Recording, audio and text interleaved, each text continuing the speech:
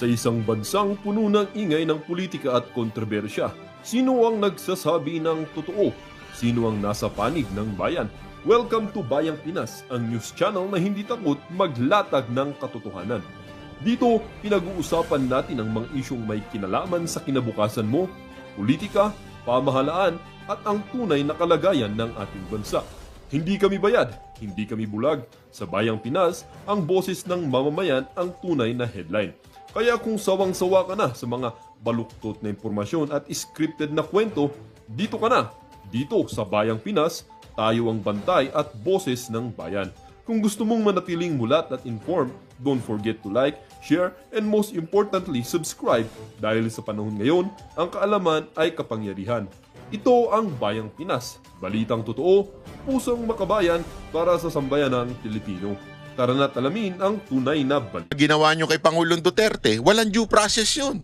Na supposedly, Supreme Court na nagsabi, any extradition o any na pagdadala ng isang tao sa ibang bansa dapat dumaan sa korte at hindi DOJ ang korte. Ang korte, yung tapat korte, at meron pang panahon para mag-bail. Hindi nyo pinadaan ng due process si Pangulong Duterte, minadali ninyo. Binitbit nyo kaagad dun sa dahig. Tapos ngayon magsasalita kayo ng due process. Ikaw Marcos, wala kang karapatang magsalita ng due process. Bakit? Hindi nyo binigyan ng due process si Pangulong Duterte. Kaya wala kang karapatan magsalita ng due process. Yan putang inang due process ninyo ay para lang yan sa mga kakampi ninyo. Para tumagal. Bakit? Mamaya ipapaliwanag ko. Para maitakas na ho nila yung pera nila. Para maitakas na ho nila yung pagmamayari nila. Yan o ang dahilan ng inyong due process. Kaya katarantaduhan po yan due process nyo na yan. Ito pa matindi dito mga kababayan. Aside from sa putang inang due process na yan, wala yung mga pangalan na ini-expect natin. Di ba? Bakit? Bakit? Oh, hindi ngayon may papaliwanag. Kasi nga magaling ang ICI eh. Bakit? Itinago nila yung mga interview. Meron pa silang pautot sa Senado na ila-livestream daw. Asan na yung putangin ng livestream? Wala na. Oh. Ba't hindi nyo na lang ilabas kung ano yung interview na ganap nung una? Bakit ipapa-livestream nyo pa ngayon? Ilabas nyo na lang eh. Ano, wala kayo recording? Oh. We challenge you. Dapat yan ang panawagan natin. Ilabas nyo ang interview. Ilabas nyo ang investigasyon kay Romualdez. Bakit ayaw nyo ilabas? Tapos meron kayo pa kayong, hindi, because of the clamor of the people, we will do the live stream. Tapos na, nakasuhan nyo na. Tangin, gaguhan eh. Alam nyo, mga kababayan, ginagago tayo nitong gobyerno na ito. Papa-live stream pa, tapos na, kinasuhan nyo na yung mga dapat kasuhan. Kuno. Eh bakit hindi nyo ilabas lahat na nangyaring investigasyon? Mula dun sa mga DPWH official, mula dun sa mga senador, mula dun sa speaker, bakit hindi nyo ilabas? Kasi you want us guessing kung ano yung nangyayari. Para nasa inyo lang yung paliwanag, para bagang ganire. Maglagay ka dyan sa dingding. Bawal umihi dito. Pustahan tayo, doon iihi ang tao. Kasi may ganong klaseng, ewan ko kung anong psychological topa ka mga tao eh. Pag sinabi mong bawal umihi, doon iihi. Di ba? Paglagay ka ng butas dyan, sabi mo, bawal sumilip. Sisilipin pa. Pero kung wala yan, wala sisilip dyan. Tama, mali. Pero pag nilagay mo, bawal sumilip, dyan sila sisilip. Ano ibig ko sabihin? Yung ano eh, yung kanilang curiosity, yung kanilang parang, ano ba meron yan? Doon namumuo yung opinion eh. Doon namumuo yung action. Di ba? So, ganyan ang ginawa ninyo. Itinago ninyo yung mga interview para kami magbigay ng opinion namin, magbigay ng reaksyon namin na ayon lamang doon sa gusto ninyo mangyari. Na ano, kasuhan yung mga tao na ito. Sino yon? Mga kalaban. At para mawala doon sa tunay na dapat sana kinakasuhan. Tama, mali? Panoorin natin tong issue na to ito. Papaniwalag natin isa-isa kung bakit sa tingin ko sablay na naman tong ICI. Dapat sa inyo buwagin na eh. Aksaya lang kayo ng oras ng mga tao. Inirekomenda na ng Independent Commission for Infrastructure, OIC. Kita nyo, yung tatlo na yan, iba dapat yan eh. Isa lang ang tumama dyan. Yung dalawa, dapat dyan yung presidente tsaka si Romualdez. Yan ang katotohanan. Ay, simple lang, Brad. Simple lang. Ha? Simpleng-simple. Kanino nagsisimula ang budget? Sa DBM. Na ang nagdidikta, walang iba kundi ang Pangulo. Saan dadaan? Sa Senado, sa Kamara. Pero ang pinaka-ending sa small committee na di umano paghahawak daw ni Zaldico at ni Speaker Romualdez. Yun ang ending sa legislative. Pagkatapos nun, batas na ba yun? Hindi. Aakyat pa sa presidente, pipirma na naman ng presidente. So putang inang pinakakurap na budget sa Pilipinas, nagsimula sa presidente, nag-ending sa presidente, pero wala siyang kinalaman, wala siyang pananagutan. Anong katarantaduhan yun? Tama, mali. Pangatlo. Pangalawa pala. Dumaan nga, di ba, sa legislative. Sino ending na legislative? Hindi naman yung BICAM yung small committee.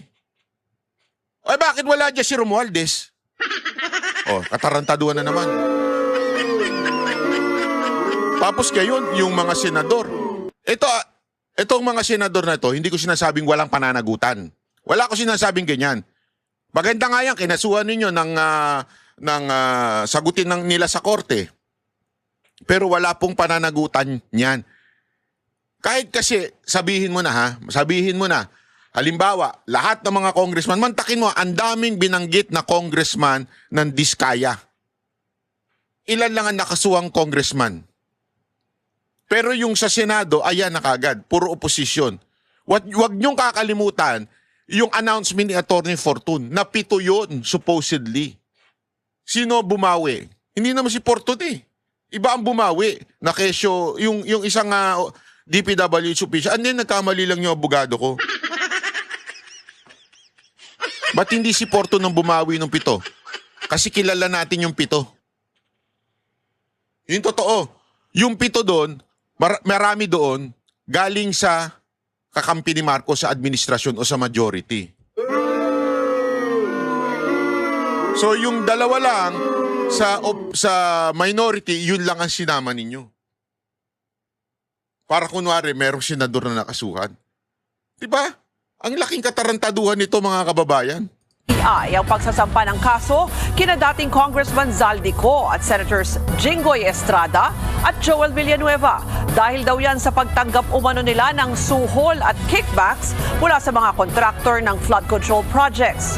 Kasama po sa pinahahainan ng criminal at administrative charges sina dating Caloocan Representative Mitch Cahayon Uy, dating DPWH Undersecretary Roberto Bernardo at si Commissioner Mario Lipana ng Commission on Audit.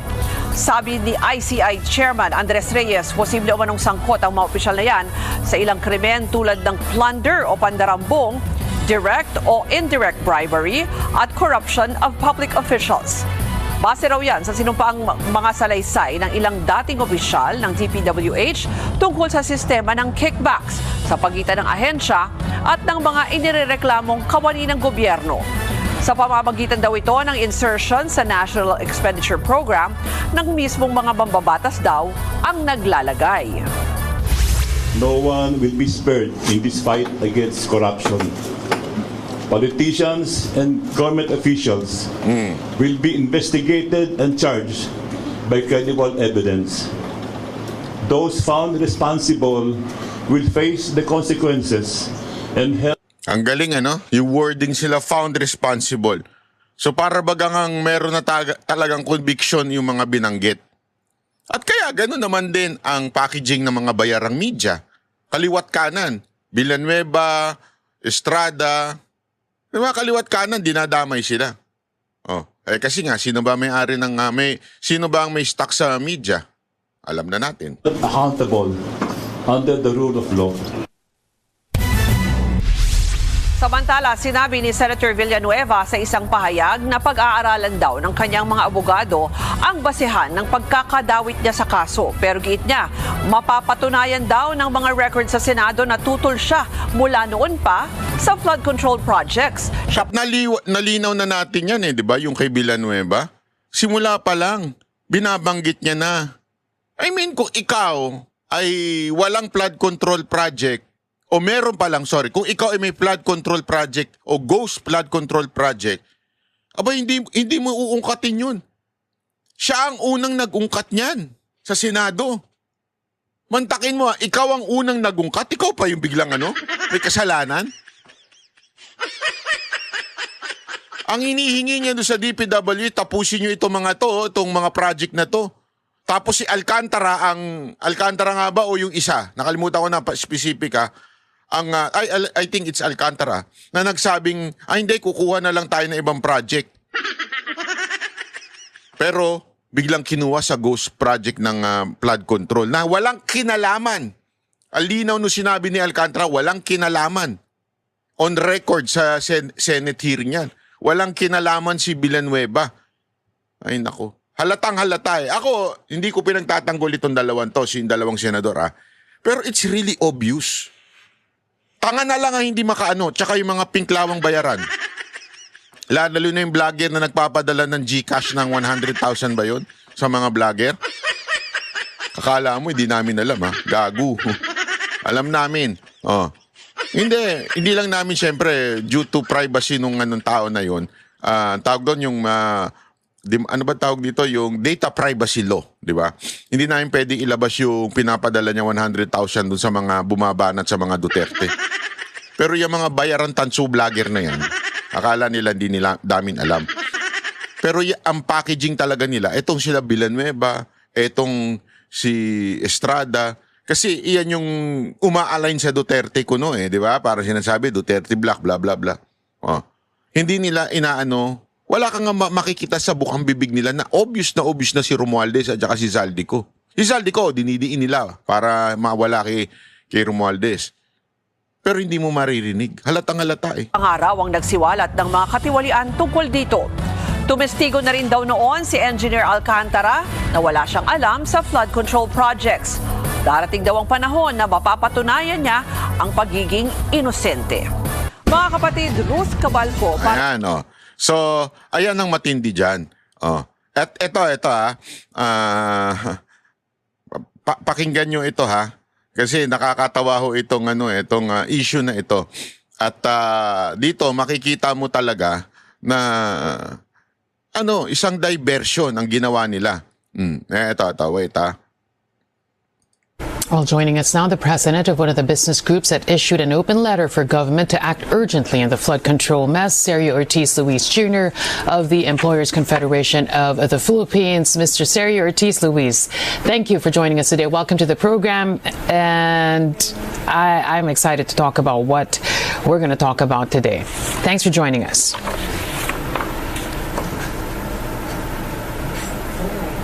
Yes, Carmina. Good morning, Carmina. Good morning to all our listeners. All right. So, first of all, just a few minutes ago, the ICI announcing that it is recommending criminal and administrative charges against familiar names by this time. Senators Joel Villanueva, Jinggoy Estrada, former Congressman. Sandali, correction pala. Hindi pala 100,000 na binibigay. Tanginang katsipan niya, 10,000 lang. Binigay dun sa isang... Ewan ko kung bakla ba yun o babae. Kasi mukhang bakla Pero 10,000 lang, kadiri naman ang presyo nitong babae ito. Zaldico, former USEC Bernardo, among others, regarding the flood control mess. First of all, your reaction to this, that this happened 44 days after the creation of the ICI. Go ahead. Well, I guess that's a welcome development. However, we're still managing the people's interest on this. And I think they're waiting for certain people who are not included there. And a recommendation of ICI doesn't really mean it will happen, no? So let's see how it develops, because people are not so optimistic that something will happen on this. Can I ask you what the president asked in his upon his return from the ASEAN meet? This is the question that the president posed. He said, "Do you want to get it done quickly, or do you want to get it done right? That's the choice we have. That's according to the president. Your reaction to that? I think we're trying to manage confidence. No? And some people, and there are some people, if they can sample only two, those who people are expecting that are really guilty, and you know, you have SGB in the ICI, and just looking at the records, you don't have to go very deep. There can be 1,000 charges or to them. We're talking of billions, no? You have to be careful as a rule. Oh, yung tanong ko, abang-abangan nyo, malapit na. I agree with the president, but to manage the expectation of the people, charge at least two now, with charges that will be unbailable, and then people will believe something's going to happen on this. Unfortunately, saying that we have to be careful here, people will just feel they're dribbling it, they're delaying it, or they're protecting some people. So, Naintindihan nyo? Yung hinahanap daw ng taong pangalan, tila, yun ang parang ganito yung sinasabi niya, ha? Not the verbatim. Tila na parang dinidelay nila para matago yung pera o para mawala yung yung mga ari-arian. Hindi natin alam. Pero inaantay ng mga Pilipino. So maybe if that is the right process, we really have to be careful. But you can file cases already on at least two or one count that can be charged on certain people, and the other cases can follow for them. You can be careful with the other cases, but you can build a case that is already probably that can go on and be viable. Are you waiting for a name? The names that were mentioned by the ICI's chairman, former Justice Andy Reyes, a while ago, as I said, Senators Joel Villanueva, Jinggoy Estrada, former Congressman Zaldico, are those names acceptable to you, or are you waiting for a name? Frankly, some people are waiting for a name, and some people are surprised that that name is be surfaced. But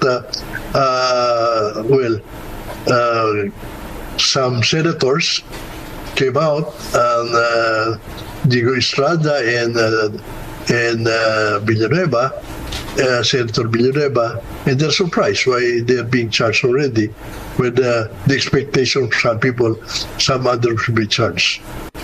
Do you have a name? Care to give us a name that you're expecting to be mentioned that wasn't mentioned? I think your guess is as good as mine. The guess of the whole Filipino people is there. Are you talking? I don't want.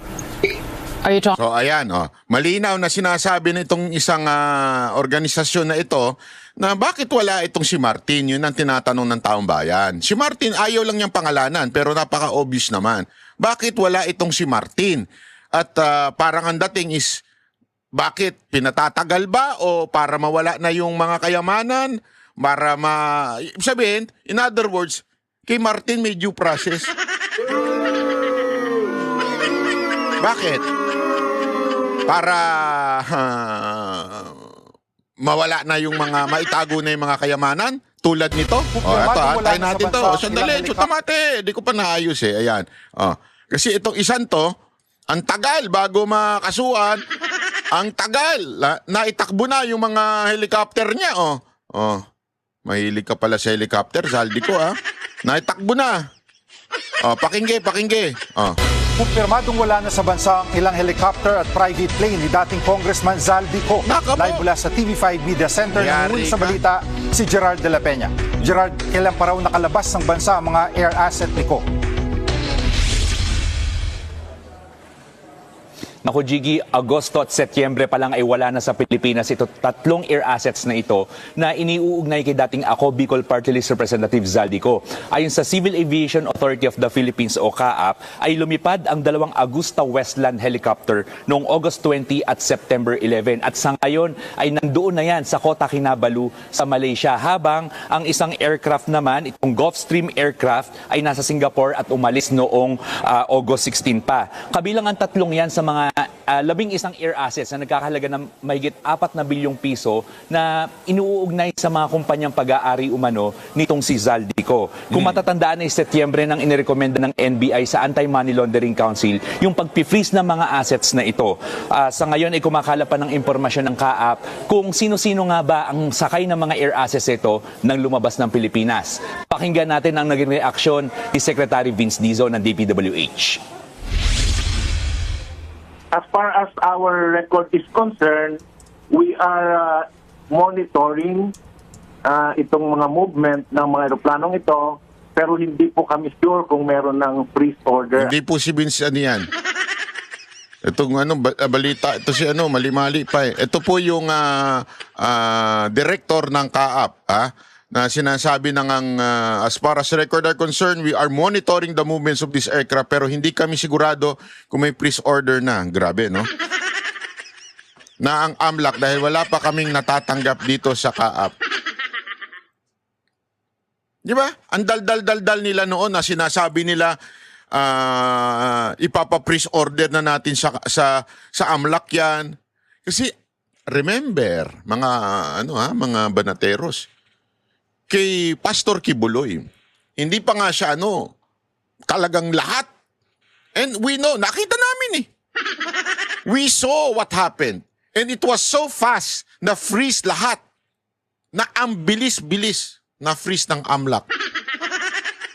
Eto, mga kababayan. Pinatakas? Pinaalis?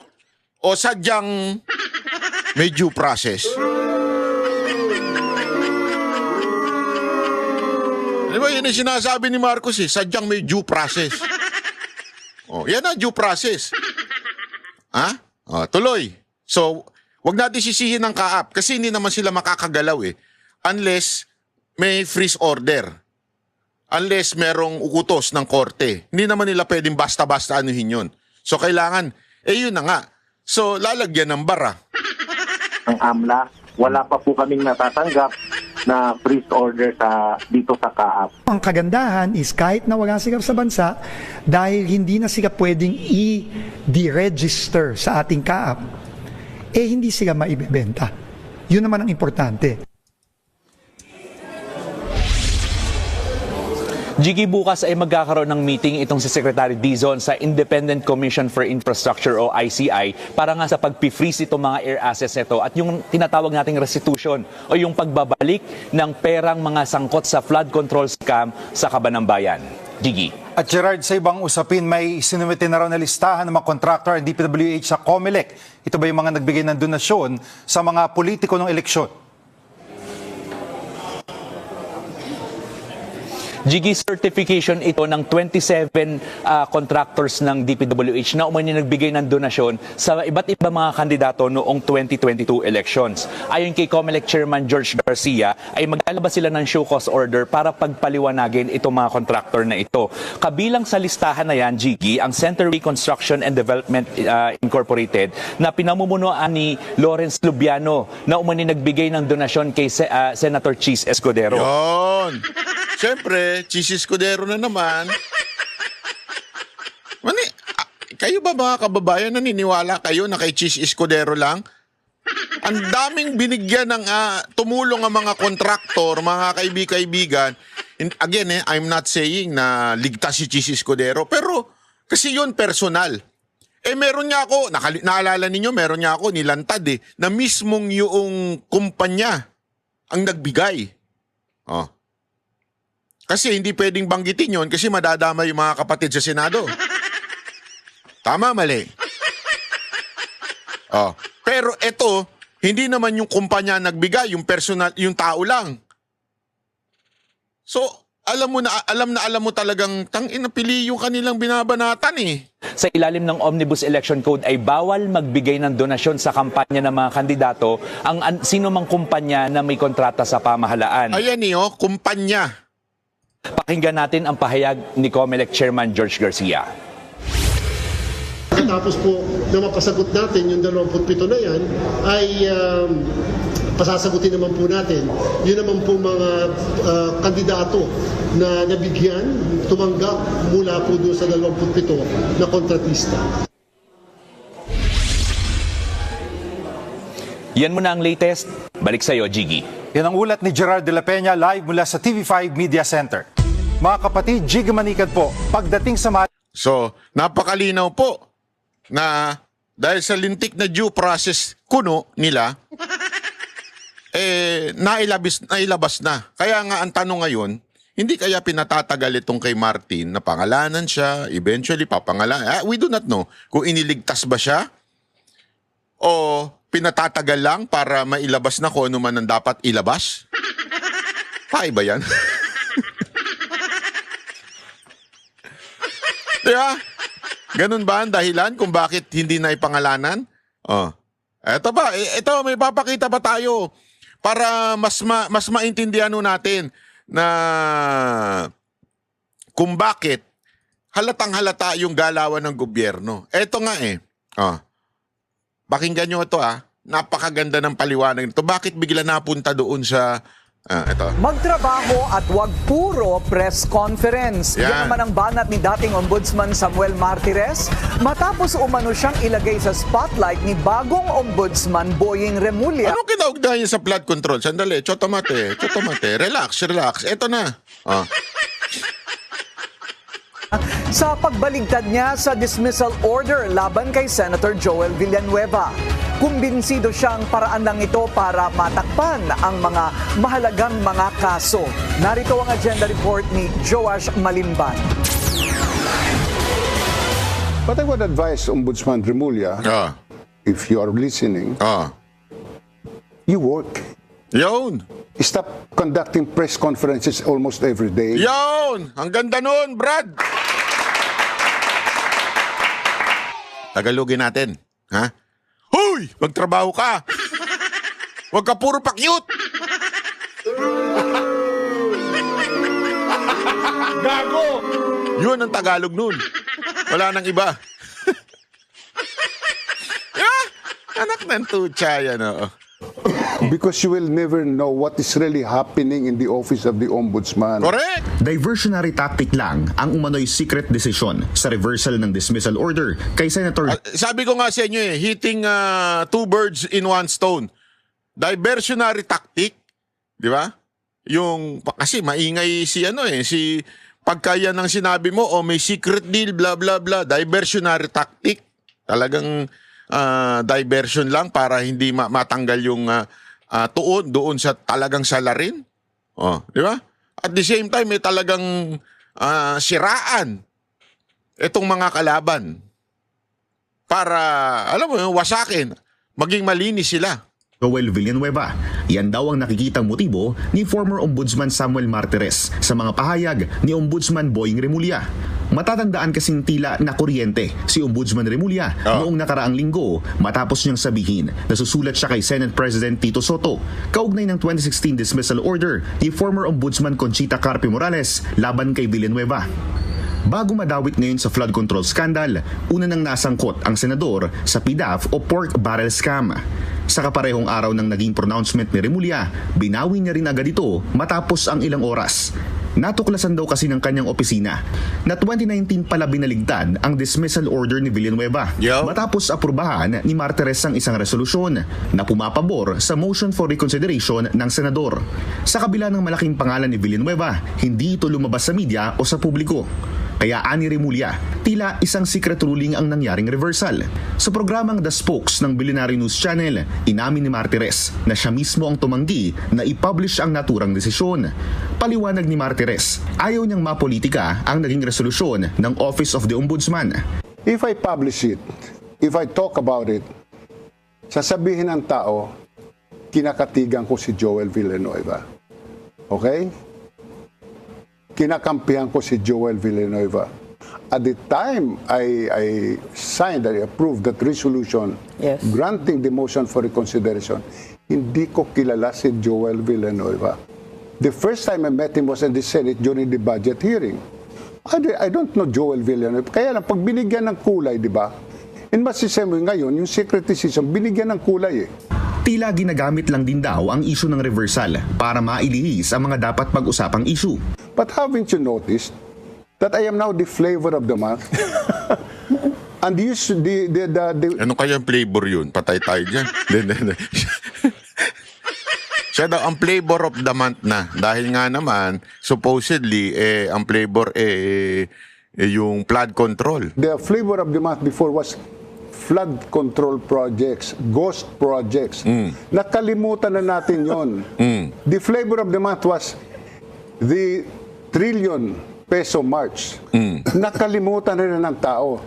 Sa kaparehong programa, sinabi naman ni Nooy Senate President Franklin Drilon na hindi na nila iniakyat sa Senado ang kaso ni Villanueva dahil kung pagbabasihan daw ang saligang batas, walang jurisdiksyon ng ombudsman sa mga miyembro ng Kongreso. Pero paglilinaw niya, klaro na hindi inaktuhan ng Senado ang dismissal order mula sa ombudsman. The issue has not been brought to the Senate on the merits as to whether or not there is a basis for the malfeasance charge of Villanueva. Dagdag ni Drilon, posibleng magsagawa ng sariling litigation ang Senado sa mga miyembro nito.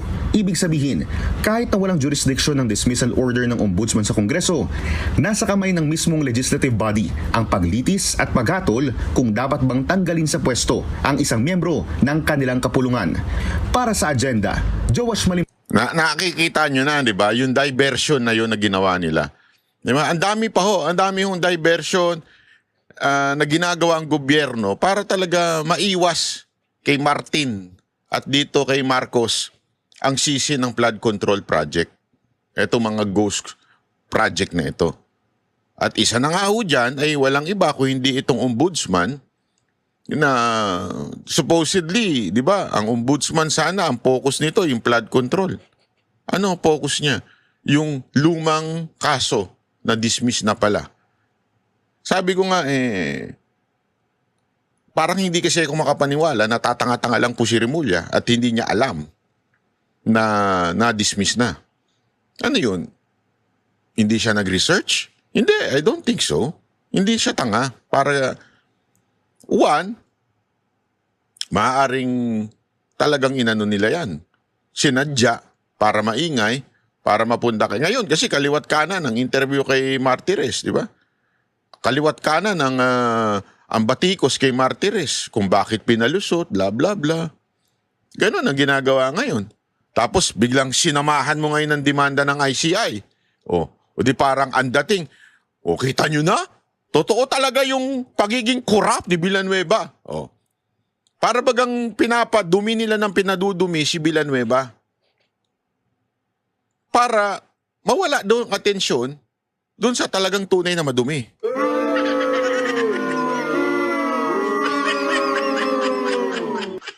Naintindihan nyo? Obvious na obvious eh. Ako hindi talaga ako naniniwala. Maniwala kayo, hindi ako naniniwala. Magalit na kayo sa akin pero kasi hindi ako naniniwala eh. Based on evidence, based on people, based on circumstances. Di ba? Wala. Bakit nga? Isipin nyo na lang bakit kailangan itago pa yung interview? Ilabas nyo kaya? Kasi, tinan nyo dahil itinago yung interview, talagang ang iisipin ng tao, oo, siguro nalaman nga ng ICI na talagang may direktang pananagutan si Villanueva o si Estrada. Kasi tinago eh. Kung ilabas ninyo, makikita natin ngayon. We can now give our opinion and analysis. Iba't ibang tao magbibigay ng opinion. Sandali. Wala namang direct na kinaugnayan si Villanueva o si Estrada. Bakit sila na ano? Tapos makikita pa nila yung interview kay Romualdez. Naintindihan niyo ibig sabihin? Wala.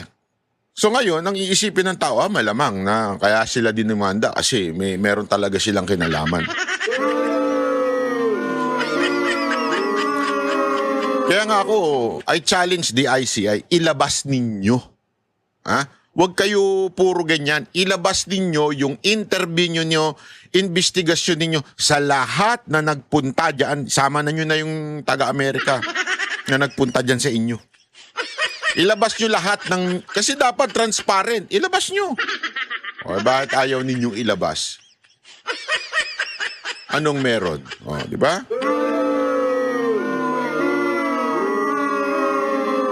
O, tingnan natin ito ha. Medyo dito nga, pahiya nga ho sila eh. Kaya tingnan ninyo, panoorin nyo ito. Medyo napahiya sila dito eh. O. Sa nagpapatuloy na serye ng Labasan ng Yaman, 19 na sa 24 na senador ang nagsapubliko ng kanilang mga salin. Sa pinakahuling datos, si Chis Escudero ang maituturing na poorest senator, habang si Mark Villar naman ang pinakamayaman. Naku, yari sila dyan. Mapapahiya sila. Hindi nila mabanatan. Hindi. Kasi supposedly itong salin, di ba, pakpakuno ito ni Remulla, di ba? Para sana mabanatan yung mga kalaban. Eh, ang problema, kakampi na nila si Villar ngayon. So, parang useless na itong kampanya na ito. Alamin ang kani-kanilang net worth sa Agenda Report ni Hannah T. Si dating Senate President Chis Escudero ang pinakamahirap na sitting senator. Siya kasi ang may pinakamababang dineklarang net worth sa SALN na nasa 18.8 million sa taong 2024. Mas mababa ito ng bahagya sa dineklarang net worth ni Senator Risa Ontiveros na 18.99 million. Kung ikukumpara sa 2018 SALN, mula 10.58 million, umakyat ng 8 milyon ang net worth ni Escudero. Wala siyang liabilities sa kanyang recent SALN kumpara sa 5 milyong naitala noong 2018. 5 ang real properties ni Escudero at lahat ito'y ipinasa lahat umano sa kanya noong 2013. Pagdating sa kanyang 18.8 million worth of personal properties, meron siyang 1978 at 1987 Mercedes-Benz cars, isang 1969 BMW at 1995 Range Rover Classic. 3 ang kamag-anak ni Escudero sa gobyerno. Yan sina Sorsogon 1st District Representative Marie Bernadette Escudero, Kasiguran Councilor Ramon Escudero at Sorsogon City Vice Governor Cunimar Antonio Escudero II. Tumaas din ang net worth ni Senator Joel Villanueva pa 49.5 million. Grabe yung target ng news ng bilyonaryo, no? Napaka-obvious. Sa taong 2024, ang pinakamataas niya mula 2018. 26.9 million lang ang naitala niya noon at noticeable ang pag-akyat ng kanyang net worth mula 2019 at 2020. Sa recent SALN ni Villanueva, lagpas 15 ang real properties nito na majority ay purchased. Halos 46.3 million yan in total. Meron naman siyang lagpas 26 million na personal properties, kasama ang higit 6.6 million sa investments at 10.2 million in cash. Meron naman siyang 23 million peso worth of liabilities, ang pinakamababang naitala niya mula 2018 na nooy nasa 27.5 million. Kapwa dawit sina Villanueva at Escudero sa flood control corruption scandal. Naksan talagang yung bilyonaryo. Iba. Ang galing nyo. Ang galing ng packaging nila, no? SALN ang topic, pinakamayaman si Mark Villar, pinakamahirap si Escudero, pero ang packaging, doon sa balita, dawit sa flood control, si Escudero tsaka si Villanueva. Galing. Gago! Slight ang tawag dyan, ha? Simple lang pero rock. Bilyonaryo couple na ang galing nila mandamay. Sina Senador Raffy at Representative Jocelyn Tulfo. So far, si Senator Raffy ang may pinakamataas na declared net worth. Uy, sana all, ito idol natin eh. Mantakin mo, yumaman talaga, naging bilyonaryo dahil sa kanyang Raffy Tulfo in action. Yan ang idol natin. Ay, nako. Malupet mo. Hindi pero hindi kasi kung ewan ko, panoorin lang ninyo. Sa lahat ng mga senador na naglabas ng kanilang SALN, as of December 2024, hindi bababa sa 15 sasakyan ang pagmamay-ari ni Tulfo. Nandyan ang 2 Cadillac Escalade na parehong bulletproof na nasa 14 million pesos each, Mercedes-Benz AMG, Lexus, Toyota Sequoia at ilang Toyota Hilux, Fortuner at Innova units. Nasa 6 ang agricultural lots ng Tulfo couple at may residential lots silang nasa 164 million. Wow. Wala silang liabilities. Dinisclose din nila ang business interests sa RW. Buti pa sila walang liabilities, ha? Yung iba dyan, napakaraming liabilities. Oh, hindi nyo lang alam. Oh, marami dyan, hindi nyo lang alam, marami kay liabilities. Yung mga jowa ninyo, asawa ninyo. Liabilities yan. Gasto sa buhay yan. Isama nyo pa yung mga kabit nyo. Gago! Puro liabilities yan. Yan ang kakaltas ng pinaghihirapan nyo. Paano asawa naman namin yun eh. Ang tawag dyan, hindi partnership. Hindi kasi ang asawa, dapat partnership yan. Pareho kayong kumikita. Hoy! Huwag ka nga pumunta dyan sa topic na yan, Banat Bay. Baka wala yan ko yung asawa ko. Hindi kasi dami ko naririnig ngayon, mga kabataan pa naman. Hindi ko alam bakit ganun. Dati naririnig ko na to, pero ngayon mas marami ko naririnig. Yung mga kabataan daw ngayon, ha? Yung mga babae, sila pa ang bumibili ng NMAX o Sniper, mga motor yun eh, sa mga boyfriend nila. Gago! Habang sila hirap nag-e-entertain ng mga inchik. Putang inang yan. Gago! Tama, mali. Kawawa na. Wala namang masama mag-entertain ng mga inchik at saka ng mga Koreano, ha? Pero kawawa naman sila, no? Dapat hindi ganun. Dapat pati yung kung namamaklaman yung mga boyfriend ninyo, siguro nyo naman nagbibigay sa inyo ng pera. Pero kung kayo pa rin na nagbibili ng mga motor nila, nagpapagas sa mga motor nila, pambihirang buhay ere. Kawawa naman kayo. Yun ang tinatawag na liabilities, mga kababayan. Productions Incorporated, Rafi Tulfo in Action Foundation at Idol Network Philippines kung saan sila ay stockholders at directors. Grabe, no, laki ng pera. Ang kapatid niyang si Senator Erwin Tulfo, nasa 496... Ano lang yan, reporter lang yan. Pak! Di ba? Ako, magre-reporter na rin ako. Hindi, reporter ba tawag doon? Hindi. Producer naman sila, producer Banat Bay. 7 million ang total net worth as of June 2025. Kumpara kay Senator Rafi, may liabilities si Senator Erwin na nasa halos 160 million. Kabilang dito ang personal loans at insurance. Lagpas 10 ang residential properties ni Senator Erwin at in total, nasa higit 210 million pesos ang mga ito. Hindi naman pinangalanan ni Senator Erwin ang kanyang 11 vehicles, pero nasa 75.1 million ang total. 11 vehicles? Lupit. Sabay-sabay kayang ginagamit yung 11 vehicles na yun? Naka-convoy?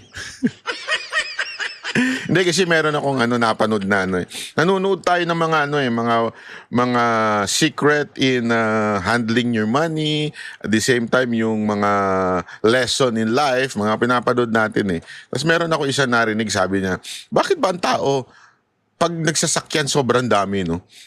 Sabay-sabay nila minamaneho yun? Hindi, I mean, sana pamilya kayo, di ba? Dalawa lang, van at saka isang mas malaki pa, maybe kotse or kaya isang SUV. Pwedeng ganun eh, di ba? Pero, yung mga ganitong 11 na daw, yung parang, may punto yung naririnig ko na ganun eh, na bakit mo kailangan ng sobrang dami ng sasakyan. Na, di ba, na isa ka lang namang pupunta, isa ka naman, o sabihin mo na may driver ka, o may security ka, o di dalawa, o sabihin mo ng 3, o maximum 4. May pambihirang buhay ire, o. Ba't mo kailangan ng 11? Na hindi mo naman masasama yung sabay-sabay, di ba? Total price nila. Meron din siyang 4 na firearms na nasa 280,000 pesos in total. Para sa agenda, Hannah Tia, Bilyonaryo News Channel. Ang galing ng focus, Ang galing talaga ng focus ng bilyonaryo.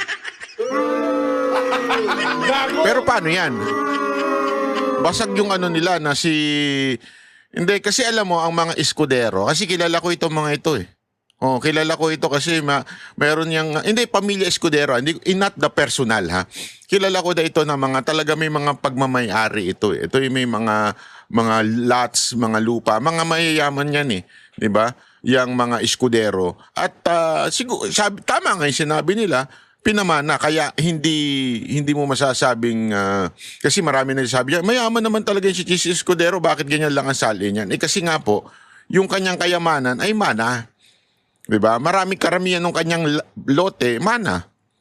Sabi ko nga, sana lahat.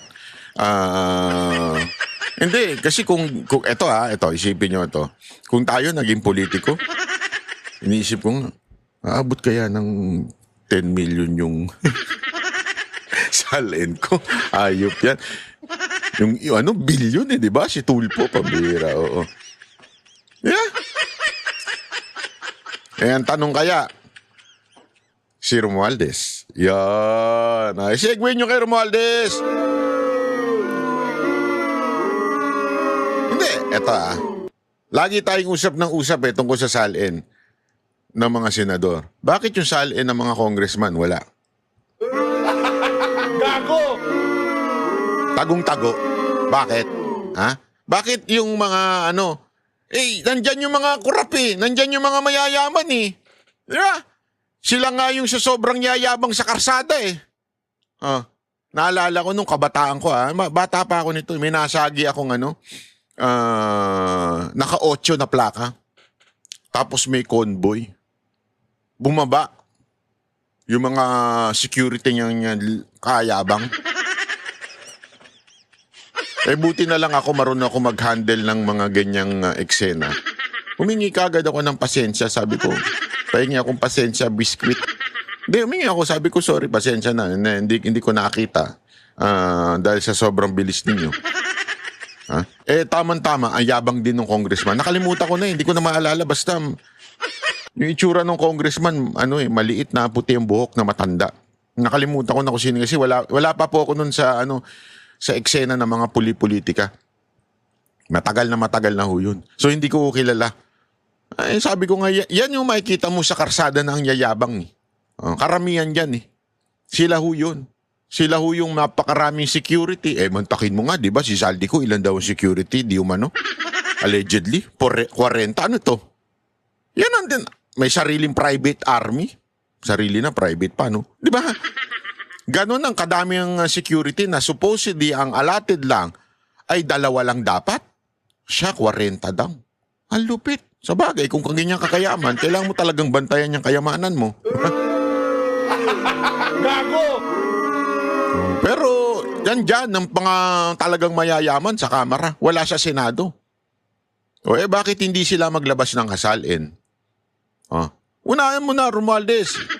Ikaw ang paka-obvious mo Ikaw ang pinaka-mayaman. Isa sa pinaka-mayaman na kongresista. Ba't di mo ilabas ang salin mo? Inaayos pa? Inaano pa?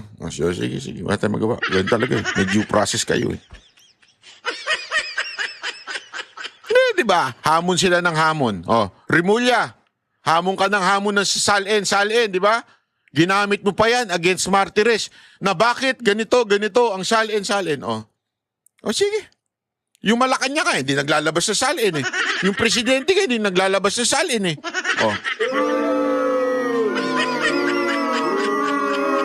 Hindi ba? Isipin nyo ito mabuti ginawang issue ni Remulla yan. Pero hindi naglalabas sa salin ng presidente. Mga kongresista hindi naglabas ng salin. Mabuti pa tong senador, naglabas na. Karamihan sa kanila, naglabas na ng salin. Pero sino nagpasimula ng pautot na kaepala na yan? Si Remulla.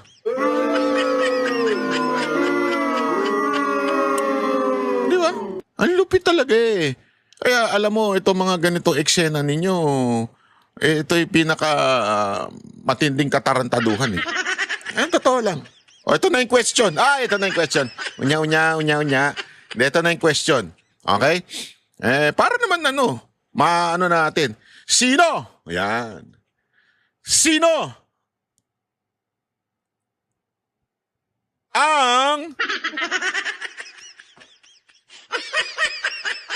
ang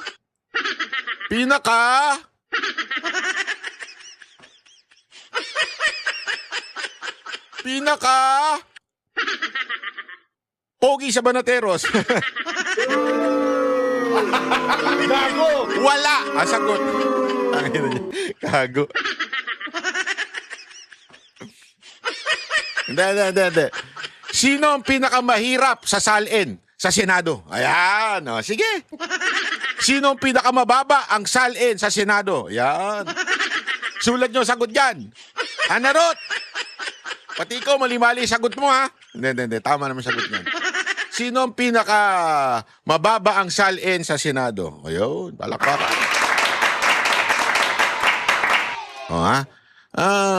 Pag kayo naman nag-comment at sumali sa contest na to, pag kayo kinumenta ni Ann Harot na ano ang GCash mo, sagot naman kayo.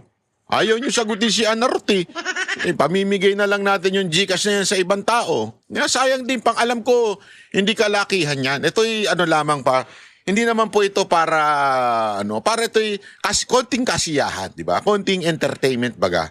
Kasiyahan ito sa ating mga kababayan na konting kape-kape everyday. Kasi mantakin mo, 1.5 per day din yun, 1.5 times, wag na nga mag-chat GPT ka na nga, hindi magulo. How much? 1.5 per day in a month. Ano mo na, para huwag ka nang dami-dami pang compute. Ano mo lang kay...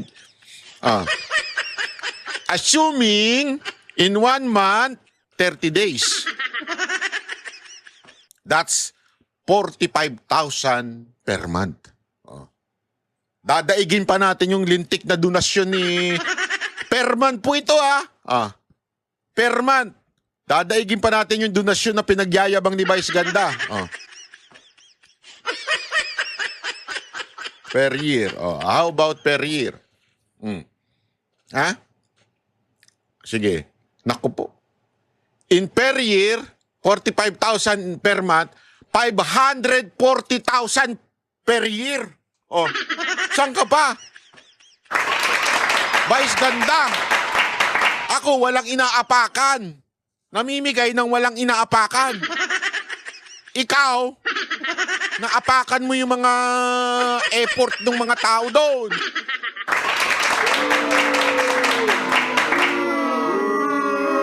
Bakit sabi ni ChatGPT, would you like me to include 13-month pay? Wag na 13-month pay. Wala nang ganun-ganun. And possible holiday pay. Wag nang ganun. Hindi, more or less lang to kasi may araw naman tayong hindi nag-live. Nagbibideo. So, mababawasan naman to. Laki pala. Shit. Hindi ko naisip yun, Pambiligan mo ng motor yun, 45,000 naman.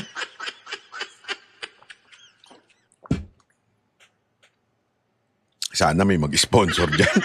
Hoy, mga kumpanya! Hindi politiko, kumpanya lang ang pwede mag-sponsor. Ng 45,000 naman.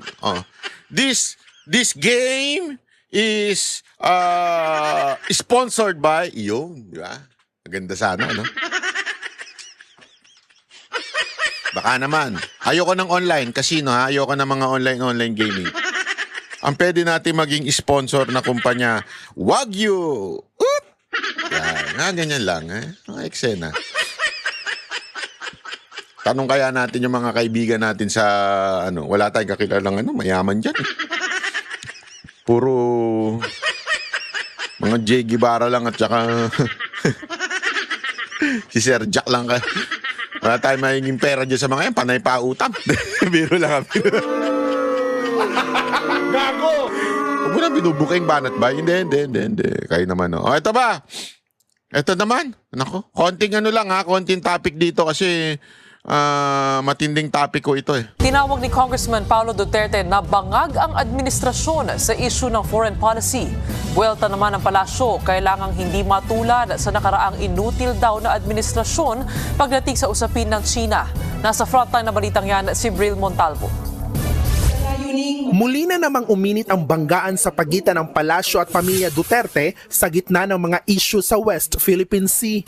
Sa kanyang press con, binanata ni Palace Press Officer Undersecretary Claire Castro si Congressman Paulo Pulong Duterte matapos tawaging bangag administration ang kasalukuyang pamunuan. What can we expect from the Dutertes? They are pro-China. Kung matatandaan niyo po, sinabi niya, Duterte says he is inutil, cannot do anything against China Sea aggression. Siguro natatandaan niyo po ito. So sila ba, mga anak, sila po ba ang kukontra sa kanilang ama?